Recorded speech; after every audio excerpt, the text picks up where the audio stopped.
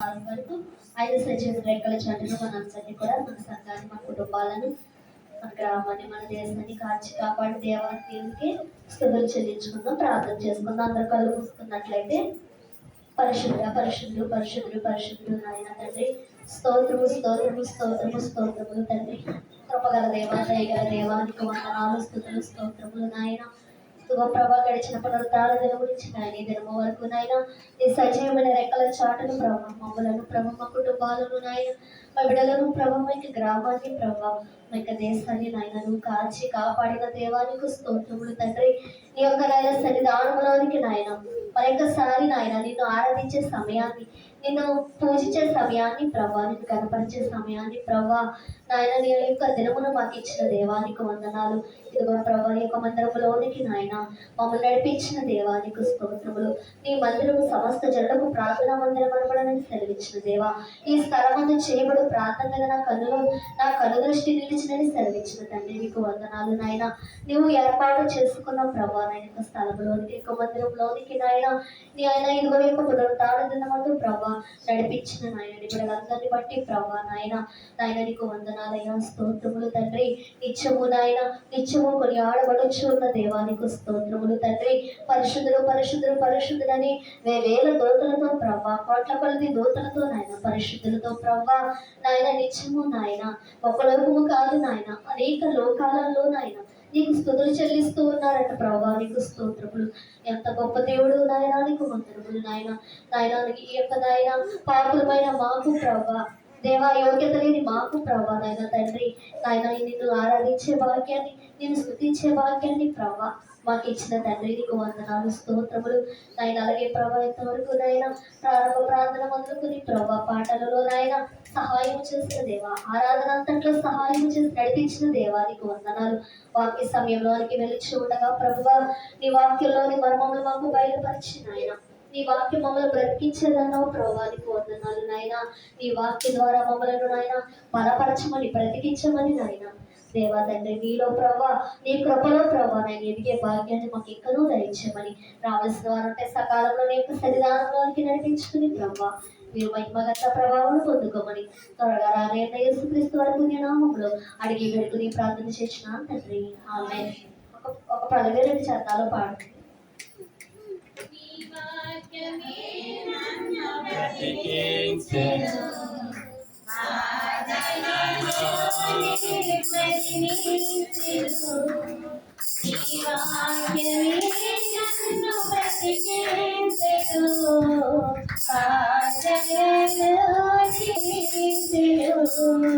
కృపాశక్తి దయాశక్తి సంపూర్ణుడా వాక్యమై ఉన్న యేసు వందనమయ్యా. కృపాశక్తి దయాశక్తి సంపూర్ణుడా వాక్యమై ఉన్న యేసు వందనమయ్యా. నీ వాక్యమే నన్ను బ్రతికించెను, సాధనలోనే మరిచెను. పాల వంటిది చుట్టెనే వంటిది నా జీవము మహామన్నమైనది. పాల వంటిది చుట్టెనే వంటిది నా జీవము మహామన్నమైనది. నేనికి బంగారు కన్న భిన్నమైనది, నేనికి బంగారు కన్న భిన్నమైనది. రత్నరాశుల కన్నా కోరతగినది, రత్నరాశుల కన్నా కోరతగినది. ఈ వాక్యమే నన్ను బ్రతికించెను, ఆశలలోనే మరిచెను. నీ వాక్యమే నన్ను బ్రతికించెను, ఆశలలోనే మరిచెను.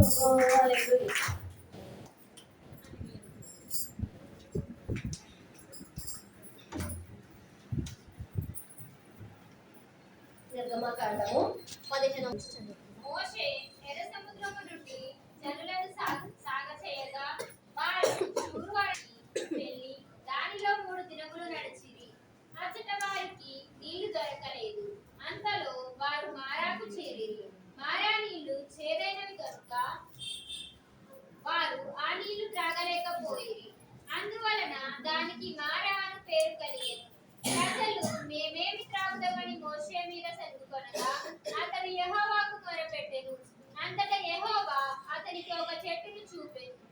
దాన్ని ఆ నీళ్ళలో వేసి తరువాత నీళ్లు మధురములాయెను.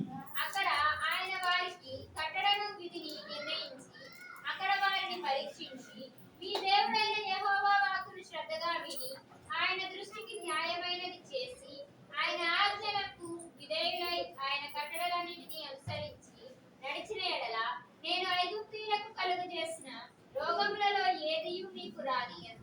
నిన్ను స్వస్థపరిచి యెహోవాను నేనే అనెను. తరువాత వారు చాలు. మరి మోషే ఎర్ర సముద్రం నుండి జనులాగా చేసినప్పుడు వారు ఎక్కడ దిగారంటే షూరు అరణ్యంలో దిగినప్పుడు అప్పటికి ఎర్ర సముద్రాన్ని దేవుడు దాటించాడు. అయితే ఆ షూరు అరణ్యంలో 3 దినములు నడిచారు. మరి వారికి దాహం అయింది. అక్కడ వారికి నీరు దొరకలేదంట. దాహం వేసినప్పుడు వారికి నీరు దొరకలేదు. అయితే మరి ఒక నీళ్లు త్రాగే మరి ఒక చెరువు లాంటిది ఒక అరణ్యం ఏదో అవ్వచ్చు, సెలయేరు కావచ్చు. అయితే అక్కడ దొరికినప్పుడు ఆ నీళ్లు ఎలా ఉన్నాయంటే మారా నీళ్లు చేదైనవంట. దానికి మార అని పేరు. అది మార. మరి వచ్చిన వారికి నీళ్లు దొరకలేదు. అంతలో వారు మారాకు చేరిరి. మారా నీళ్లు చేదైనవి. ఆ ప్రాంతంలో వారికి దొరికినటువంటి నీరంతా ఎలా ఉందంటే చేదుగా ఉంది. చేదుగా ఉండడం వల్ల ఆ నీళ్లు వారు త్రాగలేకపోయారు. చేదైన నీరు అంటే ఒక ప్రదేశం నుంచి వారు తిరిగింది ఎన్ని సంవత్సరాలండి? ఇశ్రాయేలీలు 40 రోజుల్లో వెళ్ళవలసిన ప్రయాణము ఎన్ని సంవత్సరాలు పట్టిందంటే 40 సంవత్సరాలు పట్టిందంట. మరి 40 సంవత్సరాలు ఏం చేశారంటే నడుస్తూనే వారు ఒక దిక్కు నుంచి మరొక దిక్కుకి, మరి ఒక దిక్కు నుంచి మరొక దిక్కుకు వారి దేవుడు వారిని నడిపిస్తూనే ఉన్నాడు. మరి కొన్ని అరణ్య ప్రదేశాల్లో కూడా నడిచారు. మరి రకరకాల ప్రదేశాలు. ఒక దిక్కున మరి ఏం కురిపించాడంటే దేవుడు మన్నాను కురిపించాడు. మరొక దిక్కున కూరగాయలు కురిపించాడు. మరొక దిక్కున మాకు త్రాగడానికి నీళ్ళు లేకపోతే ఏం కొట్టారంటే బండలు కొట్టినప్పుడు బండలో నుంచి వారికి నీళ్ళు వచ్చాయి. మరి వీరు ఎన్ని రోజులు నడిచారంటే షూరు అరణ్యంలో వెళ్ళి దానిలో 3 దినములు నడిచారంట. 3 దినములు నడిచినప్పుడు వారికి నీళ్లు దొరకలేదు. అంతలో వారు మారాకు చేరిరి. ఆ ప్రాంతం పేరు మారా. అయితే అక్కడ మారాకు చేరినప్పుడు ఆ నీళ్లు కూడా ఎలా ఉన్నాయంటే ఆ పేరుకు తగ్గట్టు చేదుగా ఉంది. మారా అనగా చేదు. ప్రాంతము పేరు మారా అని దానికి పేరు కలిగిందంట. మారా అంటే చేదు అనమాట. ప్రజలు మేమేమి త్రాగుదమని మోషే మీద సలుగు కొనగా ఇశ్రాయేలీయుల్ని ఎర్ర సముద్రం దాటించిన దేవుడు వారికి మరి నీరు ఇవ్వలేడా? సమృద్ధమైన నీరు ఇవ్వగలడు. మరి అయితే మోషే మీద ఏం చేశారంటే వీరు నీళ్లు దొరకపోయేసరికి సలుపుకున్నారంట. వారికి దాహం తీరకపోయేసరికి మోషే మీద వారు సలుగుకున్నారు. అతడు యెహోవాకు మొరపెట్టాడు. ఇశ్రాయేలు సలుపుకున్నప్పుడల్లా ఎవరికి మొరపెడుతున్నాడంటే మోషే యెహోవాకు మొరపెడుతున్నాడు. తన సొంత ప్రయత్నాలు చేయట్లేదు కానీ ఆయన దేవునికి మొరపెడుతున్నాడు. మరి అయితే ఆ నీళ్లు వారు త్రాగలేనప్పుడు మరి మోషే మీద సలుపుకున్నారు కానీ దేవునికి ఎప్పుడు కూడా వారు మొరపెట్టే అలవాటు వారికి తక్కువే. మోషే మీదే సలుపుకోవడం, మోషేనే తిట్టడం. మరి అప్పటికి అద్భుత కార్యాలు చూసిన వారు మరి మోషే మీద నీళ్లు దొరకకపోయేసరికి సలుపుకున్నప్పుడు మరి ఆయన అయితే యెహోవాకు మొరపెట్టారు. మరి అంతటి యెహోవా అతనికి ఒక చెట్టును చూపెను. అది ఆ నీళ్లలో వేసిన తర్వాత నీళ్లు మధురములాయెను. అక్కడ ఆయన వారికి కట్టడను విధిని నిర్ణయించి అక్కడ వారిని పరీక్షించి అయితే మరి ఒక చెట్టుని చూపించారండి మోషే గారికి దేవుడు. చూపించినప్పుడు ఆ చెట్టుని ఆ నీళ్ళలో వేసిన తర్వాత ఆ నీళ్ళు ఏమైపోయాయండి? మధురంగా మారిపోయాట. మరి ఆ నీళ్ళు చేదైనవి కదా. మరి చేదైనా ఉన్న దాంట్లో మరి ఎంత పంచదార వేసుకున్నా కానీ కొంచెం తగ్గకపోవచ్చు చేదులు కదండి. అయితే కాకరకాయ రసం ఉంటుంది. అందులో పంచదార వేసుకున్నా అదే వెగుటుగానే తాగినా వెగుటుగా అనిపిస్తుంది చేదు కాబట్టి. మరి అయితే ఇక్కడ ఎంతటి నీరులో ఒక చెట్టును దేవుడు చూపించినప్పుడు ఆ చెట్టును వేసినప్పుడు ఆ నీరంతా ఏమైపోయిందంటండి? మధురమైన జలముగా మారిపోయిందంట. మరి అయితే మన యొక్క జీవితాలు కూడా ఒక్కోసారి ఎలా ఉంటాయండి? చేదైనవిగా ఉంటాయి. చేదైన బ్రతుకులలో ఆయన ఏం నింపుతాకొచ్చాడంటండి? మధురమైన మరి మధురాన్ని నింపడానికి ఆయన మన బ్రతుకులలో మన యొక్క జీవితాలలో చేదైన అనుభవాలు, చేదైనటువంటి కష్టాలు నష్టాల్లో ఆయన కూడా మనకి ఏం ఇస్తున్నాడు? మధురం చూపిస్తున్నాడు. మరి కష్టములు కనుక కలడు నీతి సూర్యుడని మరి అన్నట్లుగా మరి అయితే ఈ యొక్క నీరును ఆయన మధురముగా మార్చగలిగారు. అక్కడ వారిని దేవుడు పరీక్షించాడు. నీరు దొరకపోయేసరికి ఏం చేశారండి? సనుక్కోవడం మొదలుపెట్టారు. మోషే గారిని తిడతా మొదలుపెట్టారు. అయితే దేవుడు ఒక కట్టడను, ఒక విధిని అక్కడ నిర్ణయించక అక్కడ వారిని పరీక్షించాడు. వారు ఎలాంటి ఉన్నారో, వారి నడక ఎలా ఉంది, వారి యొక్క ప్రవర్తన ఎలాగ ఉంది. ఇశ్రాయేలుని ఐగుప్తు నుంచి తీసుకొచ్చాడు కదా దేవుడు, వారి యొక్క పరిస్థితి ఎలా ఉందని ఏం చేశాడంటండి? వారిని పరీక్షించాడంట. పరీక్షించినప్పుడు వారి పరీక్షలో ఏమయ్యారంటే ఇశ్రాయేలీలు ఎలాంటి వారో దేవుడు తెలుసుకున్నాడు. వారు లోబడిన వాళ్ళని ప్రజలు అంటున్నారు. చాలా దిక్కున వారు లోబడిన వాళ్ళని ప్రజలుగా అయ్యారు. మరి దేవుని మీద తిరుగుబాటుతనము చేసిన వారు. దేవుడు ఎన్నోసార్లు వారిని శిక్షించడానికి ప్రయత్నించినప్పుడు మోషే అడ్డుపడ్డాడు. మోషే మరి అడ్డుగా వెళ్ళాడు అన్నమాట. నువ్వు శిక్ష వెయ్యకు తండ్రి, అందుకే నువ్వు నన్ను నాయకుడిగా నిర్ణయించుకున్నాను, ఇచ్చిన వాగ్దానాన్ని జ్ఞాపకం చేసుకో అని దేవుడు ఎన్నోసార్లు దేవుడికి ఆయన ఇచ్చిన వాగ్దానాలను జ్ఞాపకం చేశాడు. మరి అయితే ఇశ్రాయేలీలు ఎలా ఉన్నారంటే అండి, లోబడిన వాళ్ళని జనులుగా ఉన్నారు, సనుగుకొని గొనుగుకొని జనులుగా ఉన్నారు. వారు కొంచెం నీరు మరి దొరకలేనప్పుడు మోషే మీద సనుక్కున్నారే కానీ దేవునికి మొరపెట్టడం వారు నేర్చుకోలేకపోయారు. మరి అయితే ఇక్కడ మరి దేవుడు ఏం చేశాడంటే వారిని పరీక్షించాడంట.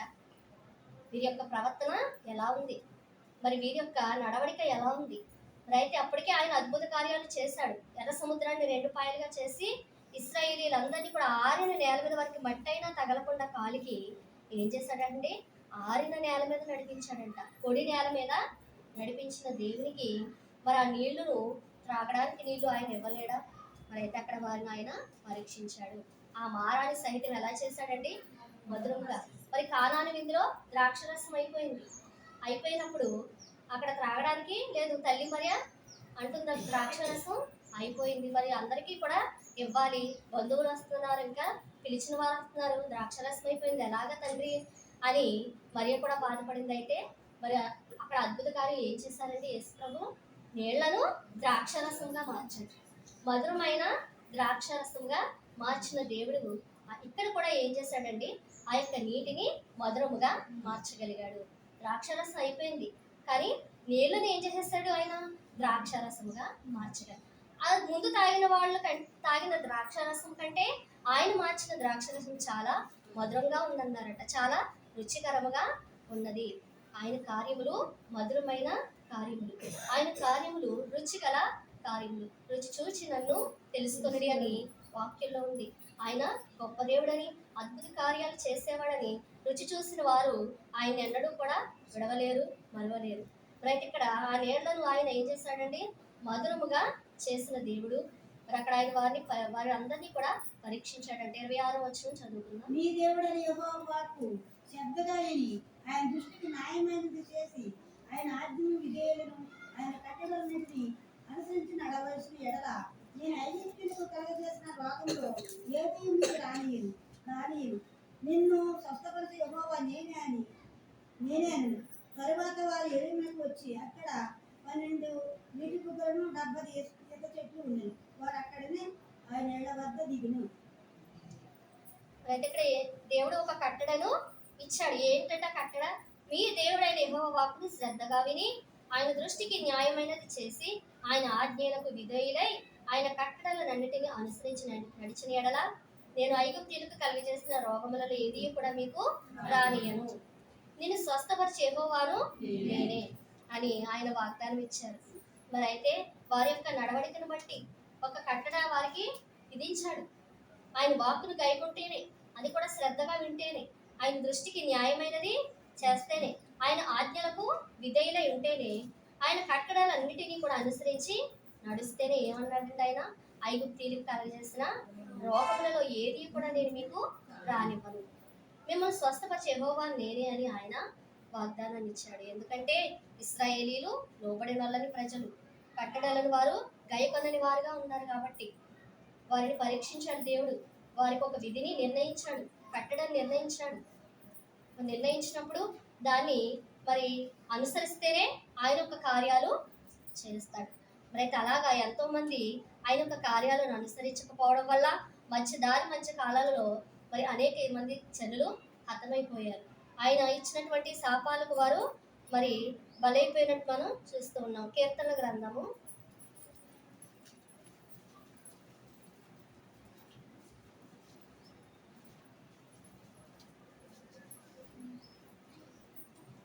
78వ అధ్యాయము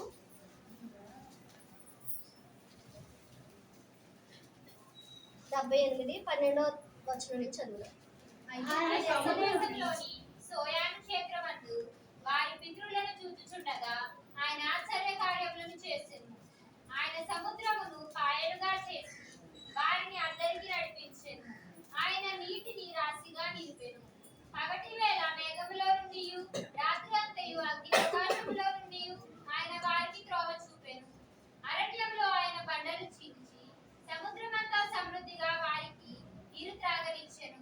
బండలలో నుండి ఆయన నీటి కాలువలు రప్పించెను. నదుల వలె నీళ్లు ప్రవహింపజేసెను. ఆయనను వారు ఆయనకు విరోధముగా ఇంకను పాపము చేయుచూనే వచ్చిరి. అడవిలో మహోన్నతుని మీద తిరగబడిరి. వారు తమ ఆశల కొలిది ఆహారము నడుగుచు తమ హృదయములలో దేవుని శోధించిరి. ఈ అరణ్యంలో దేవుడు భోజనము సిద్ధపరచగలడాయనుచు వారు దేవునికి విరోధముగా మాట్లాడిరి. ఆయన బండను కొట్టగా నీరు ఉబికెను. నీళ్లు కాలవ వలె పారెను. ఆయన ఆహారం ఇయ్యగలడా, మాంసము సిద్ధపరచగలడా అని వారు చెప్పుకొనిరి. యెహోవా ఈ మాట విని కోపగించెను.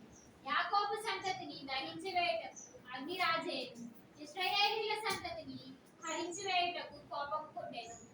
వారు దేవుని యందు విశ్వాసం ఉంచకపోయిరి. ఆయన దయచేసిన రక్షణ యందు నమ్మిక ఉంచలేదు. చాలు. మరి ఇక్కడ అంతా ఈ అధ్యాయం అంతా కూడా మరి ఐగుప్తు దేవుని నడిపించిన రీతిని కీర్తనకారుడు జ్ఞాపకం చేసుకున్నాడంట. 77వ అధ్యాయము 11వ వచనంలో ఉంది. యెహోవా చేసిన కార్యములను పూర్వము జరిగిన ఈ ఆశ్చర్య కార్యములను నేను మనసుకు తెచ్చుకుందును. నేను ధ్యానించుకుందును. ఈ క్రియలను నేను ధ్యానించుకుందును. దేవా నీ మార్గములు పరిశుద్ధమైనవి. దేవుని వంటి మహాదేవుడు ఎక్కడున్నాడు?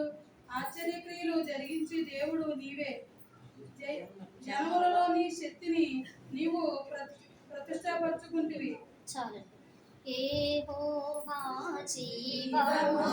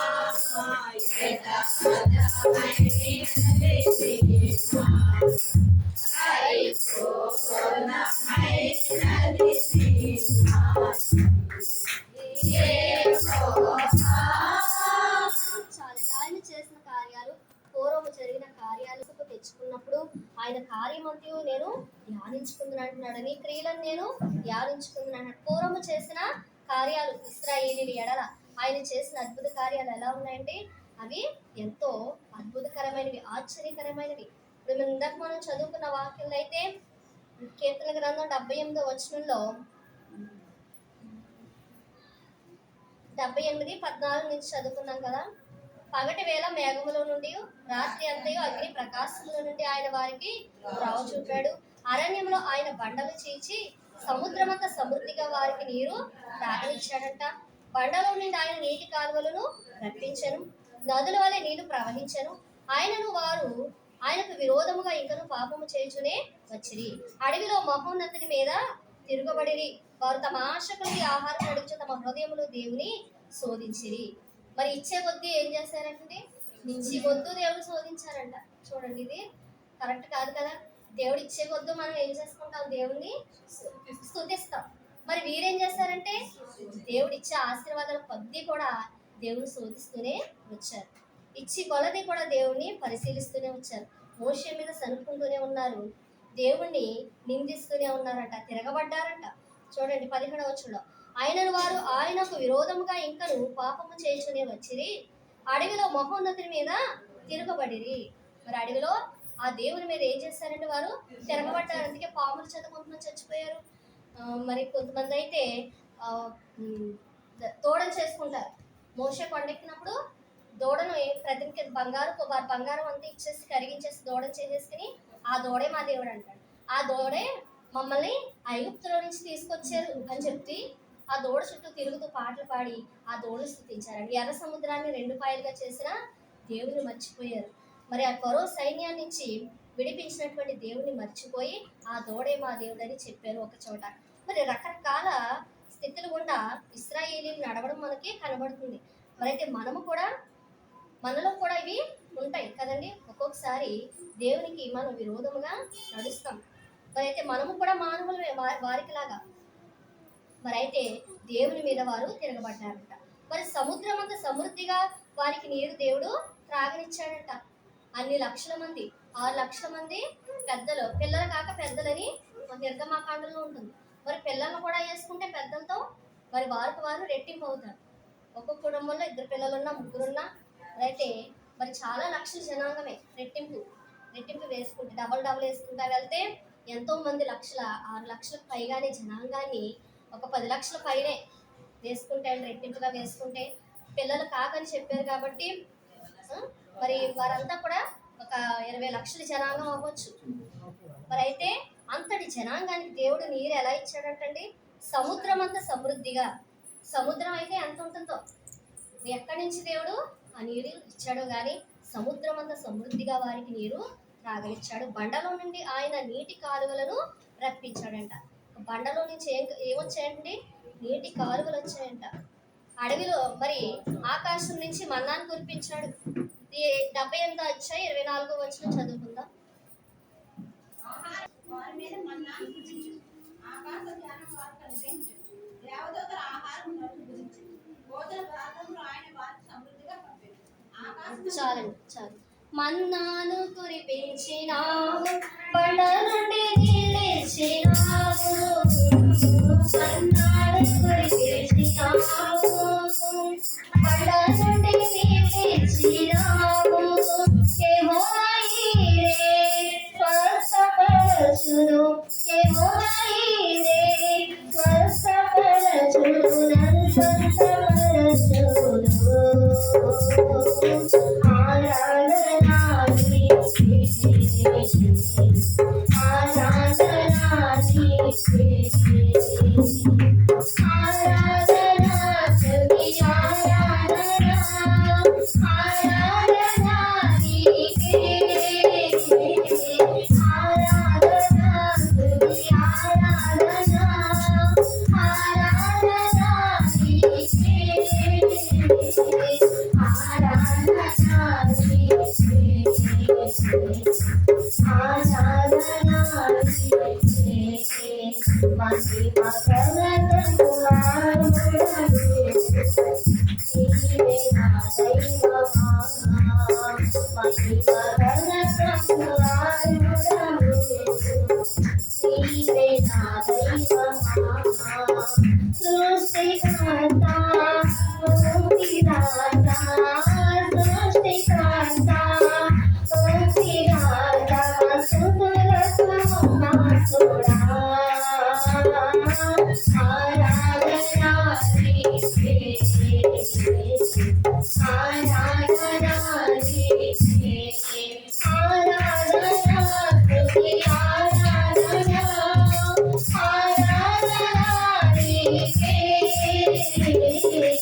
ఆరాధనా నీకే, ఆరాధనా స్తుతి ఆరాధనా, ఆరాధనా నీకే, ఆరాధనా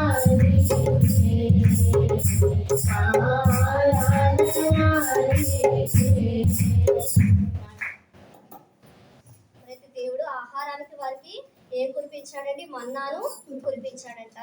ఆకాశ ధాన్యము వారికి అనుగ్రహించాడంట. ఆకాశంలో పండే ధాన్యం ఏంటంటే మన్నా.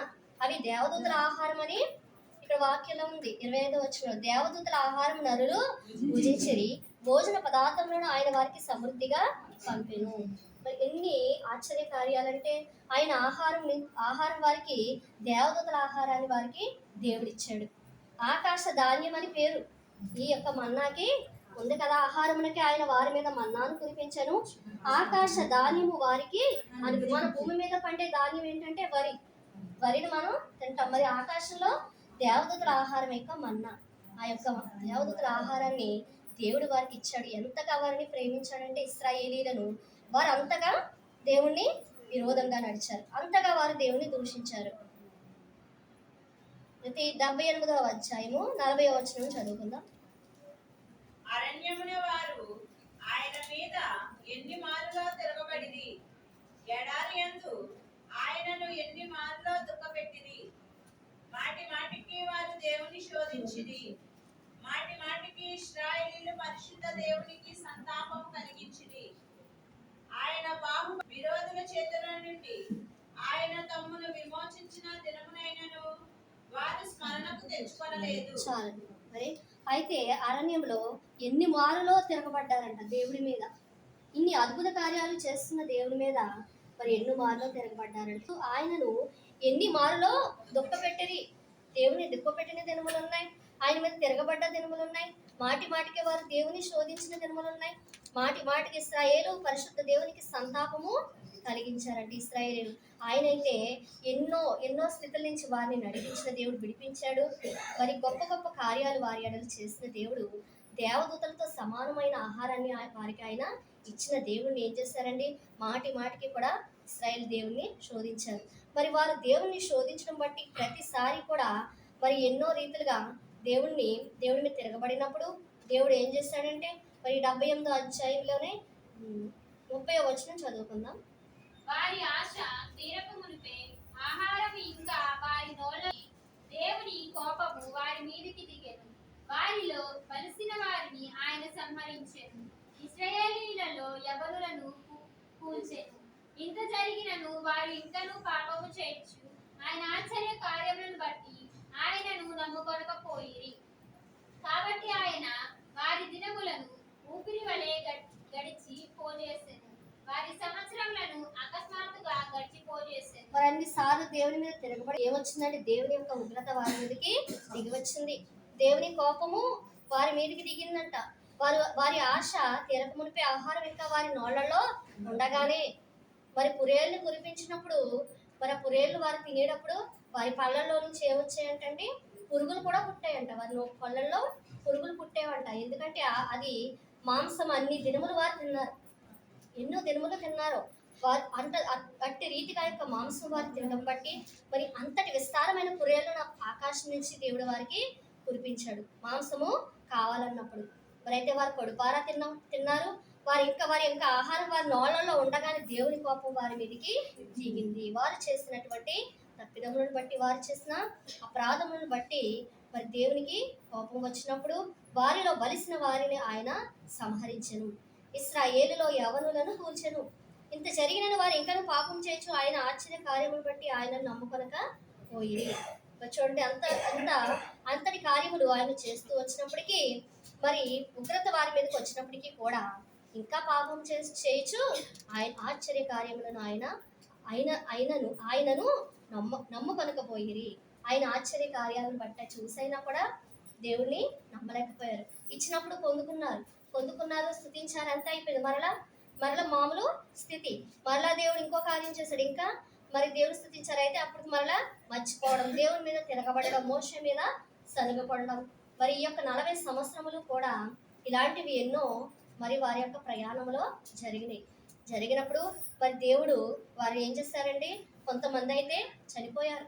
చాలా మంది చనిపోవడం మనం చూస్తాం. నిర్గమకాండ నుంచి మనం ధ్యానించుకుంటే మరి రాత్రి మనం ఐగుప్తీయుల గురించి చదువుకున్న పాఠంలో వారు దేవుణ్ణి విసర్జించిన ఎన్ని తెగుళ్ళు వచ్చినాయండి వారి మీదకి, ఐగుప్తీయుల మీదకి 10 తెగుళ్ళు వచ్చినప్పుడు దేవుడు అంటది వారి మీదకి కృపను చూపించాడంట. ఇంకా ఈ 10 తెగుళ్ళ ద్వారా అయినా వాళ్ళు మారతారేమోనని. మరి దేవదాసయ్య గారు రాసిన పుస్తకాలు ఎంతో చక్కగా మనకు అర్థమయ్యేటట్టు ఉన్నాయి. ఒక్కో పాట ఒక్కొక్క రోజు ఒక్కొక్క రీతిగా వివరణ చేసుకుంటుంటే చాలా మరి వినడానికి మనకి తెలియని విషయాలు తెలుస్తూ ఉన్నాయి. మరి ఆ ఐగుప్తీయులు ఏం చేశారంటే దేవుని యొక్క కృపను నిర్లక్ష్యం చేశారట, విసర్జించారంట. 10 తెగుళ్ళ ద్వారా వారిని మరి బాధించినప్పుడు భయంకరమైన తెగుళ్ళు అవి కూడా. మరి వారికి ఆహారం లేకుండా చేయడం, నీళ్లు రక్తంగా చేశాడు, వడగండ్లు కురిపించాడు, కప్పలు మిడతల ద్వారా వారి యొక్క పచ్చని ఆహారాన్ని వారి దాచుకున్న ఆహారం అంతా తినేసాయంట మిడతలు, ఒక్క గింజ కూడా లేకుండా. మరి అయితే అటువంటి భయంకరమైన తెగుళ్ళు వారి మీదకి వచ్చినప్పుడు వారు ఏం చేశారంటే ఇంకా దేవుణ్ణి విసర్జించారట. యెహోవా ఎవడని అన్నారంట. మరి అట్టి రీతిగా చేసిన వారికి ఏమేమి లేదంటే భక్తి లేదన్నాడు, భక్తి లేదన్నాడు, ముక్తి లేదన్నాడు, శక్తి లేదన్నాడు. 4 రకాలుగా మరి ఏమీ లేకుండా యెహోవాను దేవుని విసర్జించే వారికి ఏమేమి లేవండి? ముక్తి లేదు, భక్తి లేదు, శక్తి లేదు, ముక్తి లేదు. ఇవన్నీ కూడా లేకుండా వారిని ఏం చేశాడండి? ఎర్ర సముద్రములో ముంచి వేశాడు దేవుడు. పాటలో ఉంది, మనం పాడుకుంటాం. ఇశ్రాయేలీయులంతా ఎంతో సురక్షితముగా, ఇశ్రాయేలీయులంతా ఎంతో సురక్షితముగా, ఎర్ర సముద్రములోన ఆరిన నీళ్లను నడచిరి, ఎర్ర సముద్రములోన ఆరిన నీళ్లను నడచిరి,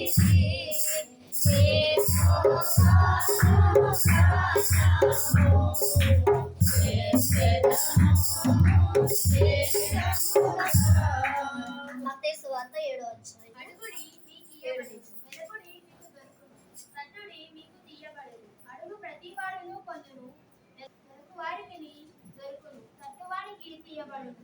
మీలో ఏ మనుషుడైనను తన కుమారుడు తను రొట్టెను అడిగిన ఎడల వానికి రాత్రినిచ్చిన, చేపను అడిగిన ఎడల పామునిచ్చిన, మీరు చెడ్డవారై ఉండియు మీ పిల్లలకు మంచి ఈవులు నీయ నెరిగి ఉండగా పరలోకమందున్న మీ తండ్రి తను అడుగువారికి అంతకంటే ఎంతో నిశ్చయముగా మంచి ఈవులనిచ్చును.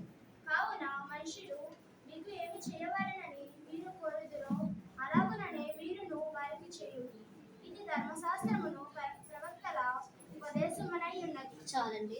అడుగుడి మీకు వేయబడును, వెదకుడి మీకు దొరుకును, తీయబడును. అడుగు ప్రతివాడు పొందుకుంటాడు, వెతుకు వారికి దొరుకుతుందని, తట్టు వారికి తీయబడును. ఎవరైనా మరి తన కుమారుడికి తనకు రొట్టె అడిగిన ఎడల మరి వారికి రాతినిచ్చున, చేపను అడిగిన ఎడల పామునిచ్చున. మనం ఒకటి అడిగితే మన బిడ్డలు వారికి కావాల్సింది అడిగినప్పుడు, రొట్టెని అడిగినప్పుడు వారి చేతిలో మనం రాడి బిడ్డను పెట్టం కదండి, మనం రొట్టెనే ఇస్తాం. అలాగే చేపను అడిగిన ఎడల పామునిచ్చున. చేపను అడిగితే పాముని ఇస్తామా? చేపనే ఇవ్వాలనుకుంటాం. మరి అయితే మనకు కూడా మనం చెడ్డవారే ఉండి మన పిల్లలకు మంచి ఇవుని ఎరిగిండగా పరలోకముందున మీ తండ్రి తను అడుగు వారికి అంతకంటే ఎంతో నిశ్చయముగా మంచి ఇవులను ఇచ్చును. మనము చెడ్డవారమే కానీ మన పిల్లలకి ఏమి ఇవ్వాలనుకుంటామండి? మంచివే ఇవ్వాలనుకుంటాం. అయితే మన పరలోకముందున తండ్రి కూడా తను అడుగు వారికి అంతకంటే ఎంతో నిశ్చయముగా మంచి ఈవులను ఇచ్చును. తన బిడ్డలైన ఇశ్రాయేలు అనే జనాంగాన్ని మంచి ఈవులని ఇచ్చాడు. మారా నీటిని మధురముగా మార్చాడు, దేవదూతలు తినే ఆహారాన్ని ఇచ్చాడు, మాంసం కావాలంటే పురేలు కురిపించాడు. ఎర్ర సముద్రంలో ఎలా నడిపించాడండి? కాలికి మట్టి అంటకుండా. మనం కాలికి మట్టి అంటుకోకుండా ఉంటుందా? అంత సముద్రంలో అంత ఇసుక, బాడి, నీరు.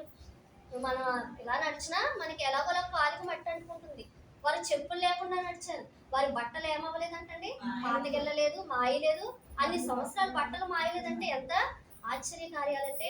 మరి వారి చెప్పులు లేకుండా ముళ్ళల్లోనూ తుప్పల్లోనూ నడిచారు, అరణ్యాల్లో నడిచారు, అడవుల్లో నడిచారు. ఎన్ని ప్రదేశాల్లో వారు తిరిగారు 40 సంవత్సరాలు.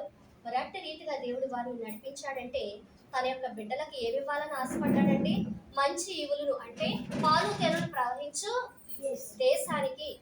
అది శ్రేష్టమైనదంట, విశాలమైన దేశం అంట. నా బిడ్డలు ఐగుప్తీయుల కింద శ్రమలు అనుభవిస్తున్నారు కాబట్టి వీరిని విడిపించి ఆ పాలు తేనెలు ప్రవహించు మంచి దేశానికి, ఆ దేశంలో ఎవరి బానిసత్వం కింద వారు ఉండక్కర్లేదు. ఏ వెట్టి చాకరీలు వారు ఎవరికి చేయక్కర్లేదు. కానీ వారికి ఇచ్చే ఆశీర్వాదాన్ని వారు చేతులారా పాడు చేసుకున్నారు. వారి యొక్క బుద్ధిని బట్టి వారు మరి పోగొట్టుకున్నారు కదండి. వాళ్ళు తెలుగు ప్రపంచ దేశానికి అందరూ వెళ్ళారంటే వెళ్ళలేదు, కొద్దిమందే వెళ్ళారు. అయితే దేవుడు ఏమి ఇవ్వాలని ఆశపడ్డాడంట? మంచి ఈవులను ఇవ్వాలనుకున్నాడంట.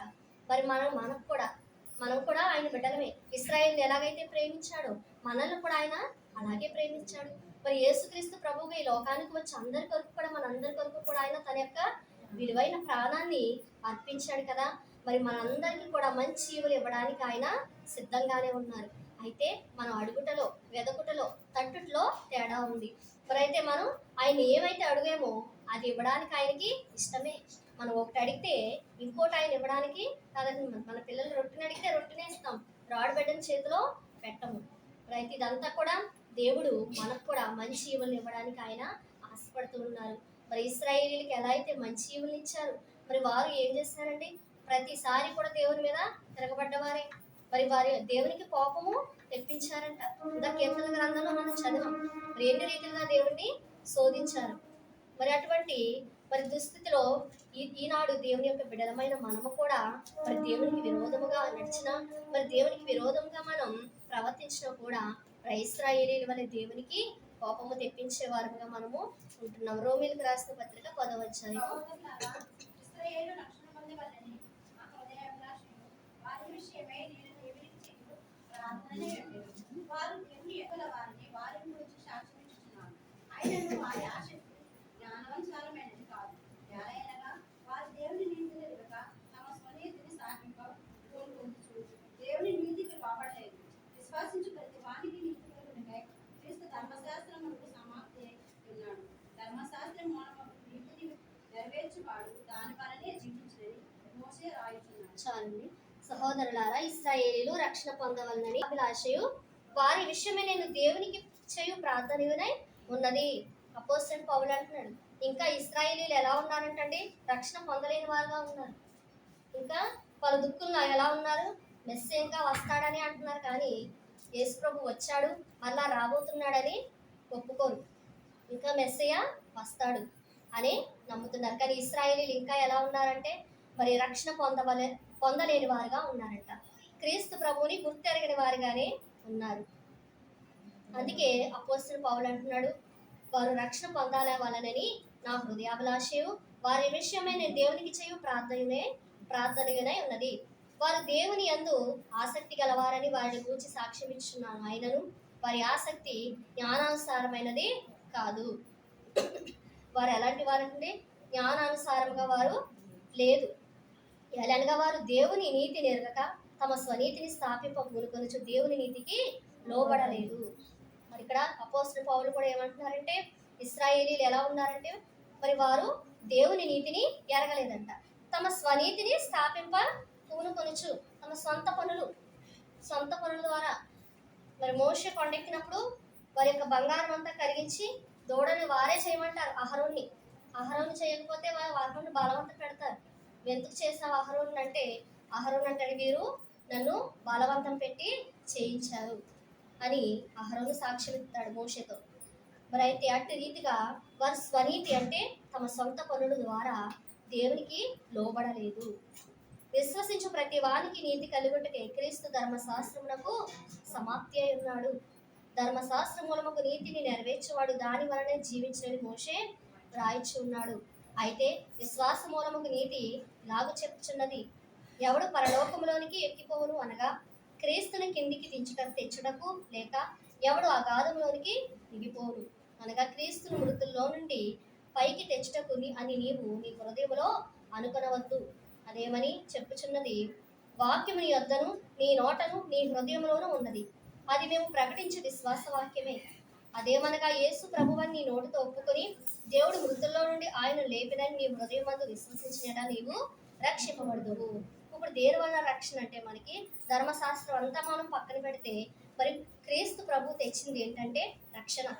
ధర్మశాస్త్రం మనం ఇంకా పాటించవలసిన అవసరము లేదు, దానితో మనకి మరి సంబంధం లేదు. కానీ క్రీస్తుతోనే మనకి సంబంధం. మరి క్రీస్తు ప్రభు మరి ఏమని అంటున్నారంటే యేసు ప్రభువని నీ నోటితో ఒప్పుకోవాలి, దేవుడు మృతుల్లో నుండి ఆయనను లేపిన నీ హృదయమందు విశ్వసించాలి, అప్పుడు నీవు రక్షింపబడదువు. నువ్వు క్రీస్తు ప్రభు దేవుడని ఒప్పుకుంటే ఎవరికనే ఉంటామో మనం రక్షణ పొందుతాం. తక్షణమే రక్షణ పొందాలి. ఎందుకంటే నీ నోటితో దేవుడని ఒప్పుకున్నావు. మరి ఆయనే దేవుడని ఒప్పుకున్నాం. ఆయన మృతుల్లో నుండి లేచాడని హృదయంలో మనం విశ్వసించాం. అప్పుడు మనం ఏంటంటే రక్షింపబడిన వారముగా. ఎలాగా నీతి కలిగినట్లు మనుషుడు హృదయములో విశ్వసించును, రక్షణ కలిగినట్లు నోటితో ఒప్పుకొనును. ఏమనగా ఆయన విశ్వాసం ఉంచి వాడెవడను సిగ్గుపడడని లేఖనము చెప్పుచున్నది. మరి ప్రతి ఒక్కరి కొరకు కూడా ఆయన ప్రాణం పెట్టాడని ఒప్పుకునేటప్పుడు, ఆయన దేవుడని ఒప్పుకునేటప్పుడు, మరి నీటి ద్వారా బాప్తిస్మము రక్షణ పొందినప్పుడు మరి ఏంటంటే మనకి రక్షణ కలుగుతుంది. ఆయనందు మనం అందరము కూడా విశ్వసించినప్పుడు మనల్ని ఎవ్వరూ కూడా ఆయన దేవుడు సిగ్గుపడనిచ్చే దేవుడు కాదు. యూదుడని గ్రీసు దేశస్థుడని భేదము లేదు, ఒక్క ప్రభువే అందరికీ ప్రభువై ఉండి తనకు ప్రార్థన చేయు వారందరి ఎడల కృపచూపుటకు ఐశ్వర్యవంతుడై ఉన్నాడు. ఎందుకనగా ప్రభు నామం బట్టి ప్రార్థన చేయవాడు ఎవడో వాడు రక్షింపబడును. మరైతే ఎవరని లేదు, యూదులని లేదు, గ్రీసు దేశస్థులని లేదు, మరి ఒక్క ప్రభువే అందరికీ కూడా ప్రభువై ఉండి. ఆనాడు ఇశ్రాయేలీలు నా జనాంగమన్న దేవుడు మరి ఐగుప్తీలకు కూడా తన కృపనిచ్చాడు. ఐగుప్తీలు కూడా రక్షించుకోవడానికి ఎన్నో విధములు ఆయన కూడా మరి చూశారంట, ప్రయత్నములు చేశారు. ఆయన కృపను ఇంకా ఉంచినప్పటికీ కూడా వారు యెహోవా దేవుడిని ఏం చేశారండి? విసర్జించి మరి సముద్రంలో వారు మునిగిపోయారు. దేవుని యొక్క ఉగ్రతకు వారు గురైపోయారు. 10 తెగుల ద్వారా వారిని పరీక్షించిన దేవుడు ఒక్కసారి కూడా వారు దేవుని గురించి వారు ఆలోచించలేకపోయారు. దేవుడు యెహోవా దేవుడని వారు ఒప్పుకోలేకపోయారంట. మరి అలాగున మరి ఇశ్రాయేలీలే మనం చూసుకుంటే మరి వారి యొక్క జీవితంలో దేవుడు చేసిన అద్భుత కార్యాలు, మరి చేదుగా ఉన్నటువంటి వారి బ్రతుకులను ఏం చేశాడంటే దేవుడు మధురముగా మార్చాడు. ఆ ఐగుప్తులో వారి బ్రతుకులు ఎలా ఉన్నాయి? చేదుగా ఉన్నాయి. వారు ఖచ్చితంగా చేయలేనటువంటి పనులు కూడా వారు చేయవలసి వచ్చింది. బాలింత్రాలు, గర్భిణీ స్త్రీలు కూడా పనులు చేసేవారంట. మరి అటువంటి భయంకరమైన స్థితిలో ఉన్న వారిని దేవుడు విడిపించి వారి జీవితంలో మధురముగా చేస్తే మరి వారు ఏం చేశారండి? దేవుని మీద తిరుగుబాటుతనము చేసిన వారుగా ఉన్నారు. మరి మనం కూడా ఈ దినమున ఈ యొక్క వాక్యము ద్వారా మనలో కూడా ఏదైనా చేదైన బ్రతుకు ఉంటే, చేదైన అనుభవములే కానీ, చేదైన పరిస్థితులే కానీ, చేదుగా ఉన్నటువంటి కష్ట నష్టాల్లోనే కానీ వాటిని కూడా దేవుడు ఎలా చేయగలడండి? మధురముగా చేయగల దేవుడు. ఆ నీటిలో మరి చెట్టు వేసినప్పుడు నీరంతా కూడా మధురమైనట్లుగా మరి యేసు ప్రభు కానా విందులో నీటిని ద్రాక్షరసంగా చేసినప్పుడు ఆ ద్రాక్షరసం ఎలాగైపోయింది? మధురముగా అయినట్లుగా మన బ్రతుకులను కూడా దేవుడు ఏం చేయగలండి? మధురముగా మార్చగలడు, రుచికరముగా మార్చగలడు. ఇతరులకు ఉప్పు సారముగా మన బ్రతుకులను ఆయన మార్చగలడు. ఇతరులు చూసి వీరు దేవుని యొక్క బిడ్డలని మరి మనల్ని చూసి మరి ఏం చేయాలంటే సంతోషించేవారిగా, దేవుణ్ణి సంతోషించేవారిగా మరి మన బ్రతుకులను ఆయన మార్చగల దేవుడు. మరి యొక్క వాక్యాన్ని బట్టి దేవుడు దీవించిన ప్రార్థన చేస్తున్నాం. మహాగరుడానికి వందనాలు, స్తుతులు, స్తోత్రములు తండ్రి. పరిశుద్ధుడు దేవానికి వందనాలు నాయన. ఇదిగో ప్రభా, నాయన దావీదు మహారాజు అంటున్నాడు, ప్రభా దేవా మా యొక్క పితరుల కాలంలో నాయన పూర్వము నాయన నీవు చేసిన ఆశ్చర్య కార్యములను నేను ధ్యానించుకుందును ప్రభా. నీ ప్రభా నువ్వు గొప్ప దేవుడు అని, నువ్వు పరిశుద్ధుడు అని, నీ కార్యములు ఆశ్చర్య కార్యాలని ప్రభా నాయన వాటిని బట్టి ప్రభా దావీదు మహారాజు నాయన జ్ఞాపకము చేసుకుని నేను స్తుతించాడు నాయన. దేవా ఎట్టి రీతిగా ప్రభా ఇశ్రాయేలీలు నాయన నిన్ను శోధించారో ప్రభువా, దేవా వారి ఎడల మీరు చేసిన అద్భుత కార్యములు ఎలా ఉన్నాయో ప్రభా నాయన కొన్ని విషయంలో నాయన దాని యొక్క వాక్య గ్రంథము ద్వారా మాకు తెలియపరిచిన దేవా చెల్లిస్తూ ఉన్నాము ప్రభా. దేవా మారనగా చేదు, ఆ యొక్క చేదైన నీటిని ప్రభా నాయన నీవు మధురముగా మార్చిన దేవుడు ప్రభా, నీకు వందనాలు. ఎన్నో అద్భుత కార్యములు నాయన ఇశ్రాయేలీయుల ఎడల మీరు చేసినప్పుడు ప్రభువా వారు పొందుకుని వారు తిని తాగి తృప్తి పొంది నిన్ను దూషించారు నాయన. నీ మీద తిరుగుబాటుతనం చేస్తారు నాయన. నీ మీద నీ యొక్క కోపాన్ని రెట్టింపు చేస్తారు ప్రభువా. అలాగూ చేయడం బట్టి ప్రభువా అనేక మంది నాయన ఆ యొక్క ప్రయాణములలో నాయన దేవా నాయన వారు హతమైపోయారు తండ్రి. దేవా నాయన ఇదిగో ప్రభా నాయన వారు భుజించడానికి నాయన దేవదూతలు తినే ఆకాశ ధాన్యాన్ని వారికి ఇచ్చావు ప్రభా. మన్నాను కురిపించావు నాయన, నీకు స్తోత్రములు ప్రభా. దేవా నాయన నాయన ఎంతగానో ప్రేమించావు నాయన ఇశ్రాయేలీయులను ప్రభువా నాయన. దేవా నాయన ఈ దినమున నాయన ఈ వాక్యము ద్వారా నాయన మాకు తెలియపరిచిన దేవానికి వందనాలు, స్తోత్రములు తండ్రి. అలాగే ప్రభా నాయన ఇశ్రాయేలీయుల వలె ప్రభా మేము నాయన ఎటువంటి నాయన నీకు విరోధముగా నడుచుకుంటున్నామేమో తండ్రి. దేవ ఈ యొక్క మా యొక్క పనుల ద్వారా మా యొక్క నాయన ఆలోచనలు, మా యొక్క క్రియలు నాయన పనుల ద్వారా ప్రభా నాయన నీకు విరోధంగా నడుస్తున్నామేమో నాయన. దేవానైనా అటువంటి మాలు లేకుండా ప్రభా నాయన తీసివేయమని అడుగుచున్నాం నాయన. దేవానాయన చేదుగా ఉన్నటువంటి మా యొక్క బ్రతుకులలో ప్రభా నాయన, చేదైన అనుభవాలలో నాయన, చేదైన కష్టాల నష్టాలలో ప్రభా నాయన తండ్రి, చేదైన పరిస్థితుల నుంచి నాయన మమ్మల్ని విడిపించి నాయన మధురమైన జీవితాలను నాయన, మధురమైన ప్రభా నాయన దేవనైనా నాయన అనేకమైన ప్రభా ఆశ్చర్య కార్యాలు నాయన మా కుటుంబాలలో, మా జీవితాలు, మా సంఘములలో నాయన మీరు చేయమని అడుగుచు ఉన్నాం ప్రభా. నువ్వు గొప్ప దేవుడు నాయన, అద్భుతకరుడు నాయన తండ్రి, నీకు వందనాలు. ఆనాడు నాయన ఐగుప్తీయులు నీ యొక్క కార్యాలను లక్ష్య పెట్టలేదు ప్రభా. దేవానైనా వారినైనా నిన్ను విసర్జించారు నాయన, నీవు ఇచ్చిన కృపను వారు అర్థం చేసుకోలేకపోయారంట ప్రభా. తండ్రి నాయన ఈ దినమును కూడా తండ్రి నేను ఇంకా కృప చూపుచునే ఉన్నావు ప్రభా. ప్రతి ఒక్కరు నువ్వు గొప్ప దేవుడు తెలుసుకుని నాయన, విశ్వసించి నాయన రక్షణ పొందడానికి నాయన నువ్వు దేవుడు అని ఒప్పుకొని వాక్యమందు విశ్వసించే వారిగా నాయన రక్షణ పొందేవారిగా నాయన ప్రతి ఒక్కరిని కూడా ప్రభా నాయన సిద్ధపాటు కలుగజేయమని త్వరలో రానైన యేసుక్రీస్తు వారి నామంలో అడిగి వేడుకుని ప్రార్థన చేసినాం తండ్రి, ఆమేన్.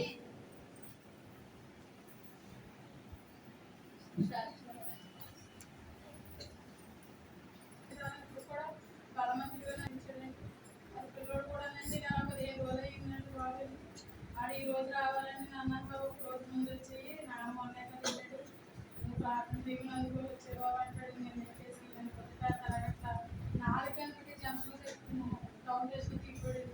ఎంత ఇబ్బంది పడ్డాడు కానీ దేవుడు ఆ టైంకి నా కొడుకుని బస్ స్టాండ్కి వెళ్ళి అక్కడ బస్ ఎక్కిస్తాడండి. మరి దేవుడు క్షేమంగా చేసినాను కానీ జీవితం రుణం తీర్చుకోలేనండి. నా వయసులో ఎన్నో ఆటంకాలు, ఎన్నో ఇబ్బందులు, ఎన్నో బలహీనతలు, ఎన్నో రోగులప్పుడు నా భర్తని సజీవులో ఉంచిన దేవుడికి నేను ఏమిచ్చిన రుణం తీర్చుకోలేనండి. మరి అలాగే ప్రార్థన ఘనంగా జరిపించిన దేవుడికి మరి నేను స్తుతులు చెల్లించుకుంటున్నానండి. అలాగే నా కుమారుని శ్యామగా చేసినందుకు కూడా దేవుడి స్తుతులు చెల్లించుకుంటున్నానండి. అలాగే నిన్న మా ఇంటి పక్క పిల్లవాడి గురించి ప్రార్థన చేశారు కదండి, చాలా బాగాలేదని పిల్లల్ని హాస్పిటల్ తీసుకెళ్లారు. అందరూ ప్రార్థన చేయమని అడిగిందండి. మరి అందరూ కూడా ప్రార్థన జ్ఞాపకం చేసుకోండి. మరి సాక్షి దేవుడు దీవించిన కాక